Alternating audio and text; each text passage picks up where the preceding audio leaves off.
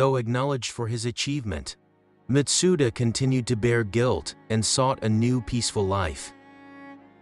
A small incident he witnessed again at the factory gave him a new lead for an investigation. He realized the existence of a hidden crime syndicate and pursued its truth despite risks. With support from former colleagues, he continued his lonely investigation and reunited with an old friend. As his investigation progressed, he realized many truths he had previously missed were connected.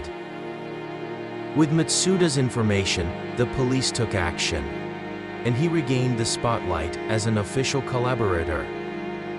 Confrontation with the crime syndicate's leaders became unavoidable, and he experienced unprecedented fear.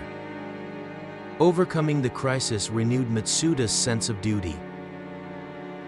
After resolving the case, his actions became a local legend, fully restoring his honor.